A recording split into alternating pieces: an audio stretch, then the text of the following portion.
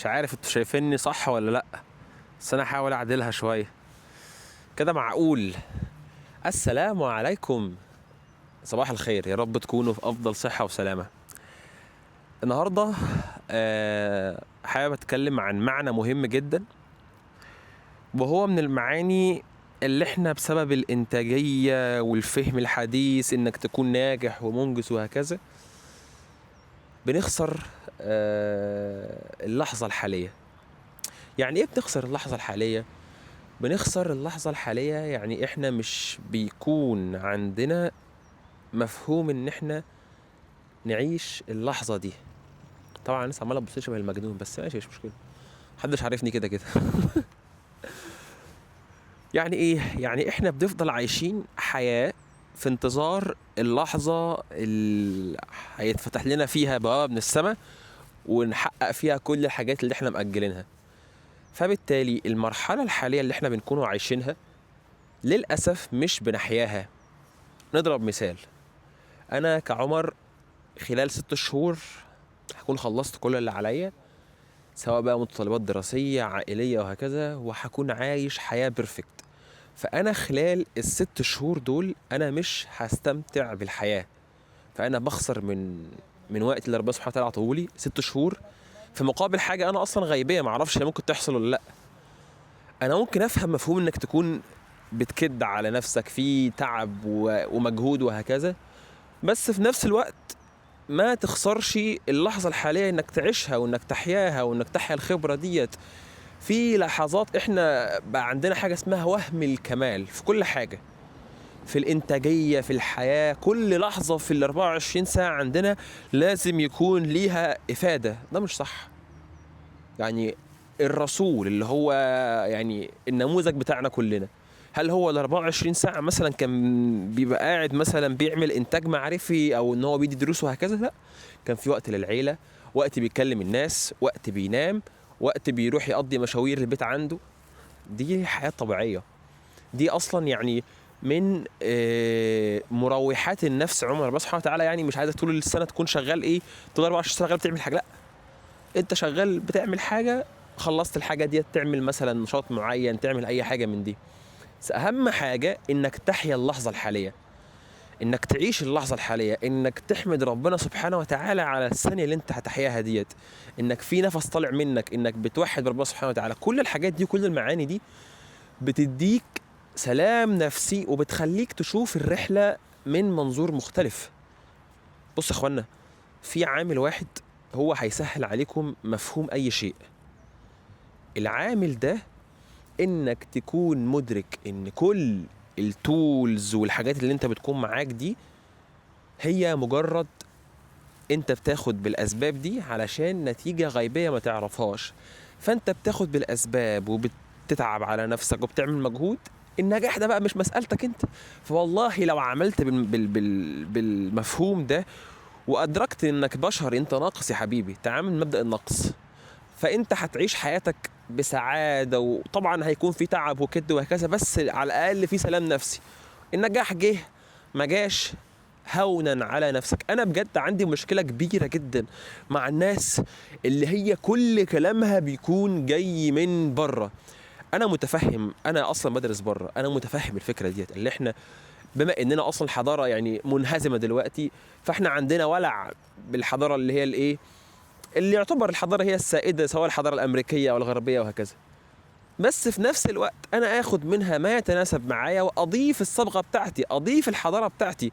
يعني يا أخوانا، أنا كعمر بحب مجال الترجمة عموما، ده تخصصي يعني، علشان أنا مؤمن إن العالم الإسلامي وإن الحضارة العربية عموما أي نهضة ليها في أي مرحلة كانت نهضة مقترنة أو مربوطة بحركات الترجمة في أي عصر، حتى من عصر النبوة مرورا بقى بكل العصور.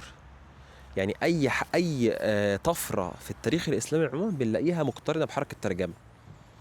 فاحنا ليه بناخد كل حاجه بناخدها بدون اضافه الصبغه بتاعتنا، بدون اضافه الطابع بتاعنا الاسلامي او العربي وهكذا؟ طبعا الحضاره الغربيه فيها منجزات كبيره جدا ومهمه جدا، لازم نترجمها ولازم ناخد منها المفيد لينا، وفي نفس الوقت نضيف ليها الطبع بتاعنا احنا، زي ما روسيا بتعمل، زي ما الصين بتعمل. ليه احنا بناخد كل حاجه اللي هو بحس ان انا قعدت فتره كنت خسران نفسي. يعني ايه كنت خسران نفسي؟ تعال اخدكم في مكان تاني عشان حاسس الشمس عمتني.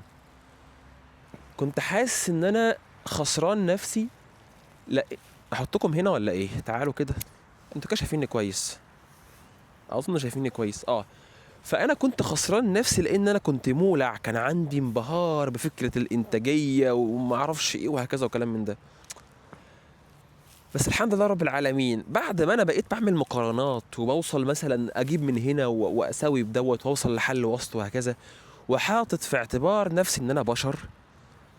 بص يا اخوانا، اغلب السلوكيات الادمانيه المتعلقه بينا احنا واللي بتحسسنا باليأس وكلام من ده، ان احنا بنتعامل ان احنا مش بشر. فبنتعامل من مبدأ الكماليه، ان انا لازم اعمل النهارده 50 تاسك، لو عملت 44 يبقى انا فاشل.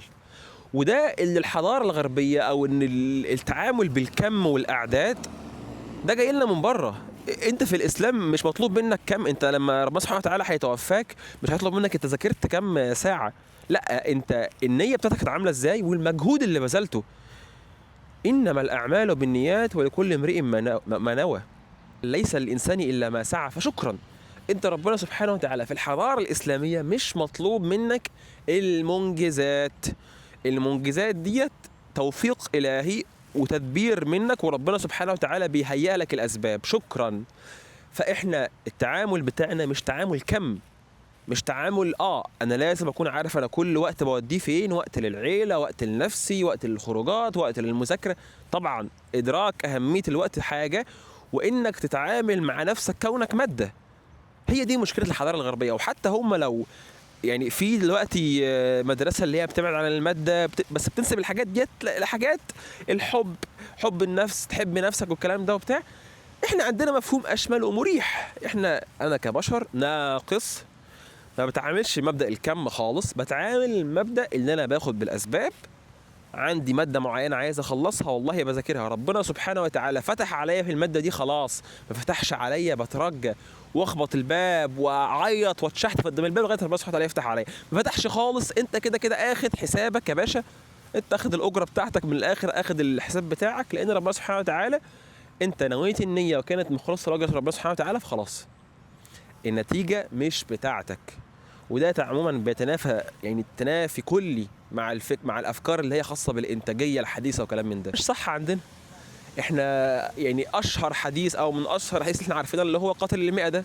قاتل المئة ده لو احنا حسبناه بالكم وخلاص رايح النار وش. لكن هو غير نيته وربنا سبحانه وتعالى تقبله. ومش تقبله بس، لا، هو كل الحاجات اللي كان بيعملها غلط ديت تحولت الى حسنات. فهو دلوقتي عند ربنا سبحانه وتعالى ولي من اولياء الصالحين. ليه؟ لان انت في الاسلام مفهوم من مفاهيم اللي هي يعني الواحد لما يبص ليها ولما يدركها يدرك عظمة الدين دوت ورحمته عموما بالإنسان. اللي هو أنت لو عملت ذنب وتبت عنه وأدركت الخطأ اللي أنت فيه وكان نفسك أنت تكون في الوقت ده بتعمل حاجة مفيدة وهكذا، كل ده بيتغفر. ربنا سبحانه وتعالى بيغفره وبيتحول حسنات. فالراجل القاتل الماء دوت تحول يعني من واحد مجرم وقاتل وهكذا إلى واحد من أولياء الله الصالحين. ليه؟ لأن هو قبل ما يموت كان عنده النية للإصلاح. فالنية في الإسلام مريحة، تديك سلامة نفسية. نية واجتهاد وتكون أنت مدرك لأهمية الوقت، وفي نفس الوقت تتعامل مع نفسك من منطلق إنك بشري. أنا بشر، واحدة واحدة على نفسي، مش هظلمها، هديها حقها، وفي نفس الوقت حد ربنا سبحانه وتعالى حقه. أنا ولو أنا يومي، أنا كعمر اليوم المثالي بالنسبة لي إن أنا أقوم من النوم، أقيم الليل، أصلي الفجر، أقول الأذكار، أقرأ الورد بتاعي، اخد جلسة عمل، بعد كده اتكلم. جلسة عمل ممكن تكون 4-5 ساعات. بعد كده اتكلم مع العائلة، اتكلم مع خطيبتي، اكلم اهلي، اشوف لو حد من جيراني محتاج حاجة، انزل اجيب مشاويري، اصور فيديوهات، اروح الجيم. طبعا هل انا كعمر بعمل كل ده كل يوم؟ لا، لان انا ايه؟ لان انا بشري. انا قلت يوم مثالي، فانا ممكن يوم ما اروحش الجيم، يوم يفوتني الصلاة مثلا على وقتها، وده طبعا كارثة. بس انا بشر. ما انا بقى لو اتعاملت مع نفسي ان انا ما فيش مني اتنين، ده مش صح. ممكن يوم ما اقومش الليل، يوم ما اتخانق مع خطيبتي، يوم ما اكلمش اهلي. بس بتعمل ايه؟ الكيرف بتاعك لازم تكون انت باصص ليه من مبدأ تصاعدي. مش كل يوم هتعمل ال5 مهام دول، لأ، يوم ممكن تعمل، يوم ما تعملش، يوم تعمل نص واحدة، يوم تعمل 3/4 وهكذا. ده المفهوم اللي احنا لازم نتعامل معاه. فبس هونا على نفسكم، تعاملوا مع نفسكم. حاسس ان انا بزعق، ما اعرفش ليه، بس تعاملوا مع نفسكم يعني بالراحه، واحده واحده. كوبايه القهوه اللي بتعملها الصبح اشكر ربنا عليها، الاكل اللي عندك، التدفئه اللي عندك، المسكن اللي عندك. يعني عيش اللحظات دي وانت رايح الجيم، العرق اللي بتنزله، صوت نفسك والحاجات دي عيشها. ما تقعدش انت ما تخليش نفسك طول الوقت وانت بتعمل حاجات بتفكر في حاجات تانية. انا دي كانت عندي مشكله كبيره جدا، انا كل ما اعمل حاجه افكر في حاجه تانية اصلا. فدي كانت مشكله كبيره جدا. فلا يا حبيبي، عيش اللحظه، وطول ما انت عايش اللحظه ديت خلي عندك تطلعات للامام ونيه مسبقه. وشكرا، والسلام عليكم ورحمه الله وبركاته. ايه رايكم في المنظر ده؟ تحفه الصراحه يعني. الحمد لله على نعمه المنظر ده. شفت تطبيق عملي. سلام عليكم، سلام.